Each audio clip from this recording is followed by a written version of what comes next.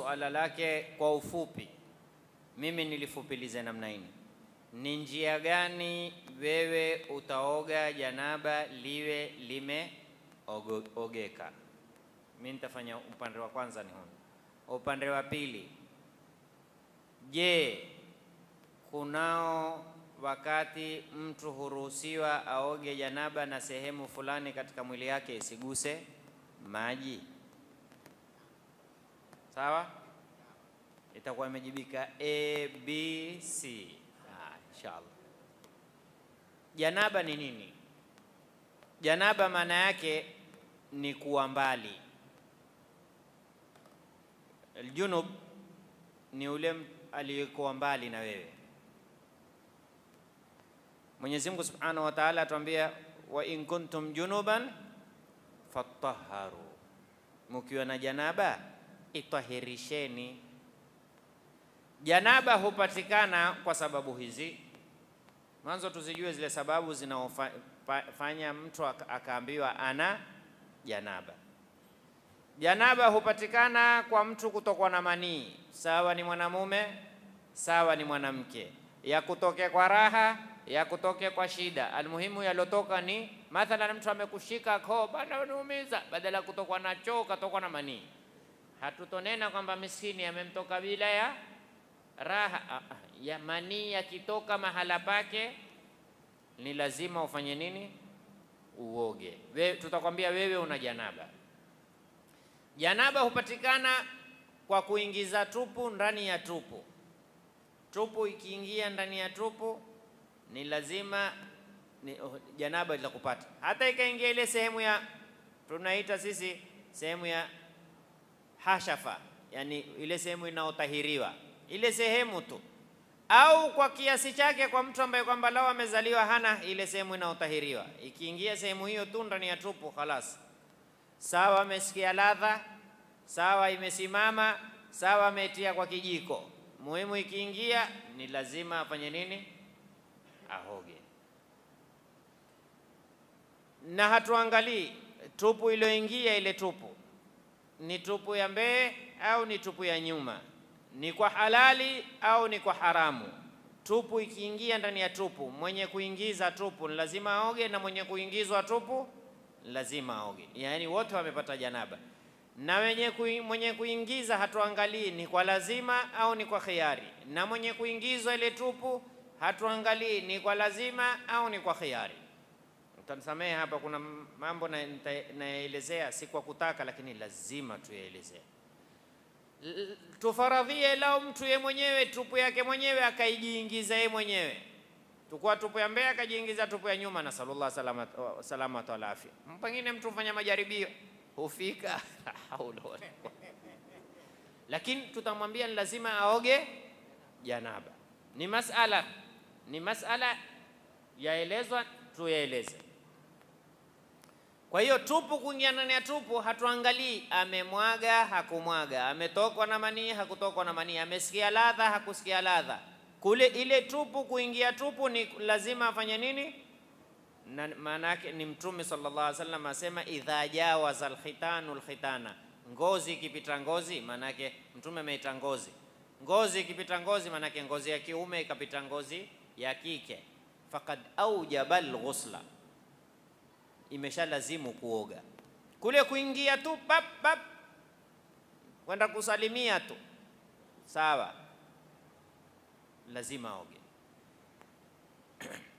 Kadhalika janaba hupatikana kwa kutokwa na hedhi mwanamke au kutokwa na nifasi mwanamke. Kwa hiyo janaba hupatikana kwa haya mambo mangapi? Manne. La kwanza ni kutokwa na manii, hii kwa mume na mke. Ya pili ni tupu kuingia ndani ya tupu. Ya tatu ni hedhi. Ya nne ni nifasi. Huyu tutamwambia amepatikana na janaba. Sasa apatikanao na janaba ni lazima aoge. Ni lazima afanye nini? Aoge. Ikiwa hawezi kuoga kwa sababu ambazo kwamba za kubalika katika masala ya tayammum, kwamba huyu hafai kugusa maji, au hakuna maji sehemu kama ile, ni lazima atayammam. Kutayamam itakuwa ni badili ya kufanya nini? Kuoga. Sasa huku kuoga, ataoga vipi? Ni lazima ahakikishe yale maji yatafika katika kila kiungo ambacho kwamba chiko wazi, na ni lazima ahakikishe kila nyele iliyoko mwilini, sawa ni nyingi, mwanamke awe na nyele mpaka miguuni. Wakati wa janaba ni lazima nyele zote, nyele na ugozi ziguse maji. Atatumia yeye njia ya kuona ni njia gani atatumia mpaka maji yafike kwenye nyele na yafike kwenye ugozi wa nyele. Sasa hapa tumeambiwa kwamba wanawake henda saluni, kuna mawigi mengine hutiwa na gamu, kuna la wiki, kuna la mwezi. Yani akishakutia ile gamu na huambiwa hizi nyele hazifai kugusa maji, kwanza hukalika na harufu namna hiyo. Ukipeleka pua hapo waweza ukachemua kweli kweli. Hawa wetu kila siku huziosha na wakazitia na conditioner na manini, lakini ikipata jasho tu kidogo na yula yote ukapijiwa na nyudi, na hazistahimili siku 3 siku 4 bila ya kusafishwa. Mtu akwambie ameambiwa amepawa lile wiki, si dharubu hizo? Sasa masala ya dharubu tuate mbali, lakini huyu mwanamke kweli hatopatikana na janaba? Ikiwa atakuwa yupatikana na janaba, atajitwahirisha vipi na yeye hatii maji kichwani? Mwaka jana hapa nilielezea kwamba kuna mwanamke amenipigia simu, nilikuwa meelezea haya, akawa huulizia miaka 16 ameolewa yeye haoshi kitwa ila kwa ajili ya hedhi, lakini akilala na mumewe henda kaoga, akavaa ile kofia sijui aitaje ile shower cap, huvaa shower cap akaenda kaoga mpaka kutia tahara ya hedhi ndo huosha nyele. Lakini akilala na mume siku zote miaka 16 yeye hayajaliwa kuosha nyele kwa ajili ya kulala na mume. Nazo fikiria huyo sijui alikiabudu vipi. Yani yeye kuosha nyele once a month kwa ajili ya hedhi. Subhanallah. Na bila shaka wako wanaume pia hawa pengine hawalijui hilo, akienda yeye taoga huku. Lazima kuanzia unyele mpaka unyaa ahakikishe kila sehemu kwenye mikuto ya matumbo. Kuna wengine kwenye tumbo wana maatif, tumbo lao limekundana, wengine maziwa ushuka, mwanamke atie mikono tini ya maziwa, wengine kwenye ukon huku pembeni huku wamefanya mapliti. Ahakikishe yale maji, yajua saa nyingine hayafuati mwili sawa, yakikuta mahala kumefura yaruka, huapa tini yake haingii. Kwenye makalio hakikisha yale makalio ameweka kando yameingia ni kwenye matako. Miguu, kuna watu wakioga husimama akastick, yeye akajisugua mwili mzima, lakini ile miguu imegandama chini. Akimaliza akafunga shawa ole akaenda zake, kumbe huku chini miguu haikuingia maji. Vidole, kama una vidole vimepandamana, lazima uhakikishe vimefanya nini. Sasa kama una pete umevaa, hakikisha kama ile pete maji yapita tu, kama hii yangu maji yapita bila kuigeuza, sababu haikunibana, umeona mara moja. Lakini kuna watu wamevaa pete uogopa kuvuliwa, na nikutahadharishe, usimpe mtu pete kupimisha wala kofia. Usimpe mtu hebu jaribu pete yako, mwambie hii size yake ni size kadhaa, ukimpa amekwenda nayo. Sasa ikiwa pete yako yapita tu maji bila nini, haina haja kuvua. Ikiwa haipiti kwenye janaba, kwenye udhu, lazima uvue. Ikiwa haipiti tetemesha yapita, lazima utetemeshe. Kucha, kwanza kucha tutazungumzia masala mawili. Mwenye kucha ahakikishe wakati wa kutawadha hakuna uchafu, maji yafika. Pili, hakuna sunna ya kufuga kucha kwa mwanamke wala kwa nani. Hakuna sunna ya kufuga kucha, wala hakuna sunna ya kutia hina kidole kidogo. Si sunna ya wanaume, sijui ya nani. Hakuna sunna ya kutia katika kidole cha mwisho, ni sunna kutia hina. Hakuna sunna hiyo, wala hakuna sunna ya kufuga kucha. Sikiliza hadithi. Wakati mmoja alikuja mbadui kwa Mtume sallallahu alaihi wasallam, atoka mashamba, akawamuuliza Mtume sallallahu alaihi wasallam namna ya kufanya ibada. Yuamuuliza Mtume namna ya kufanya ibada, yani mfanye kadhaa, mfanye kadhaa, mfanye kadhaa. Mtume sallallahu alaihi wasallam baada ya kumwelezea akamwambia, amwambia yule mbadui, mimi nashangaa mtu uliza dini na yeye ana mikucha, utafikiri ni ule ndege wa kufugwa, ni ule eagle.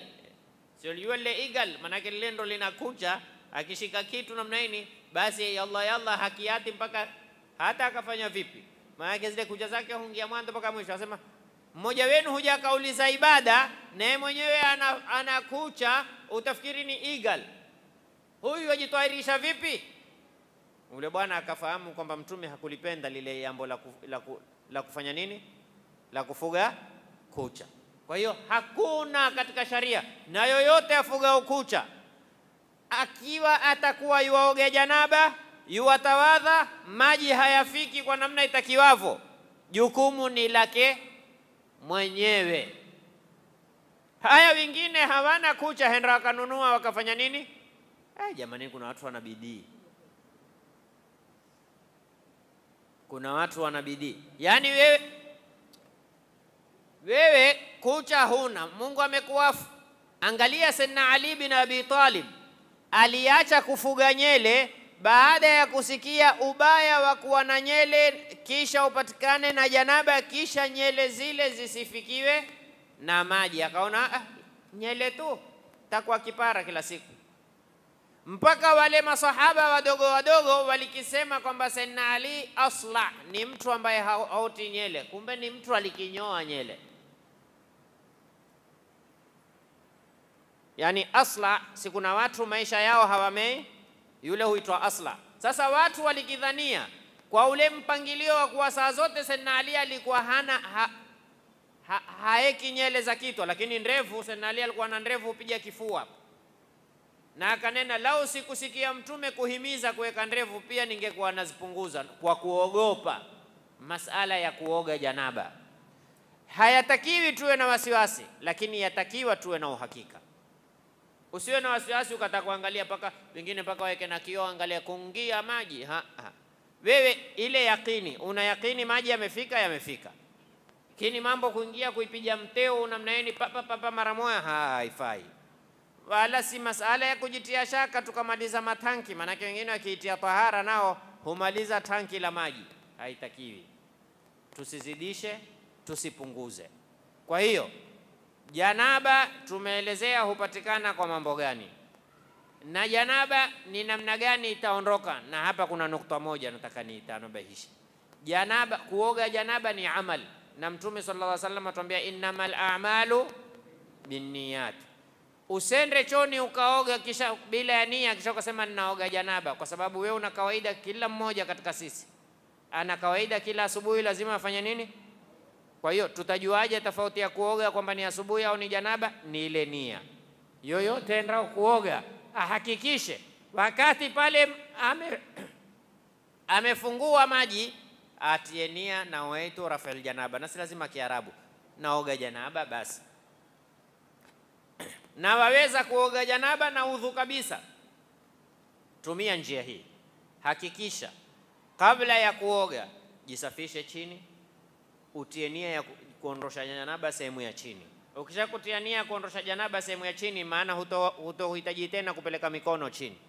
Wakati ukiwa waoga sasa janaba, waoga na tia janaba na udhu moja kwa moja, utapata 2 in 1. Ni janaba na ni udhu kabisa. Tumefahamu hapo? Tumefahamu vizuri? Mzee, nafikiri yote A, B, C nimeyajibu.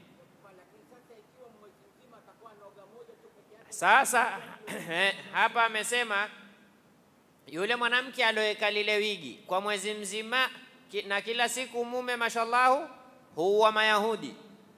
Yeye hutumia sana lugha ya kubonyeza. Yaani mume na mke kila siku starehe. lakini mke huoga, lakini nyele. Sasa je, kwa mwezi mzima akaoga mara moja ndio hulitoa? Tutamwambia sasa ndio ametoa janaba. Kwa hiyo ukiwa kuna swala zozote ameziswali hazikuswihi. Umefahamu? Ni swala saumu usihi na janaba lako. Yani lao mtu amelala na mkewe usiku, au hakulala na mkewe, ameota au amezini, na sallallahu salama wa afya, asubuhi hayaoga, adhuhuri hayaoga, lakini mwenyewe ametia nia ya kufunga, alasiri hayaoga, magharibi hayaoga, saumu imesi. Saumu ni kitu mbali na kuoga janaba ni kitu. Sisi tutakuuliza janaba ulilipata wakati gani? Usiku. Au janaba umelipata wakati gani? Mtana, lakini ameota. Makosa kuota mtana? Hata kama mtu mwanzo kabla akimaliza kuswali tu, ya Rab, naomba na mimi uniote na mimi. Ameomba swala huyo. Ya Rabbi, mambo magumu ya Rabbi, basi angalau niote japo kimoja. Akaota. Utangua saumu? Haitangui. Hakuoga, tutamwambia hukuswali tu, lakini saumu hatumwambii lazima uilipe. Lakini jamanini, hela hii saumu bila swala ina tamu gani? Hiyo wewe ufunga huswali, tamu yake, faida yake, natija yake iko wapi? Maana saumu natija yake ni kuonesha wewe umfuata Mungu. Wewe umfuate Mungu kwa swala? Sidhani kama huyo afungaye bila swala. Hatumwambii kwamba wewe saumu haikuswali, lakini tunamwambia haina natija ile saumu. Kwa hiyo yule mwezi mzima alioga siku moja, tutamwambia mwezi mzima umeswali siku hiyo. Na mtu kama haogi janaba, maana yake haswali. Salala, haswali, hawana hamu ya swala. Wengi hawana hamu ya swala, na wengine huoga janaba kwa kuogopa. Usikie janaba lina ukorofi. Janaba lina ukorofi ni lile la kumkosea Mungu, lakini ikiwa la halali halina ukorofi, sababu lile la halali thawabu wewe wapata. Janaba korofi ni lile la kumwendea Mungu kinyume, lakini lile la halali ongeza la kwanza, la pili, la tatu kwa kiasi utakao kuweza, halina ukorofi. Tumemaliza.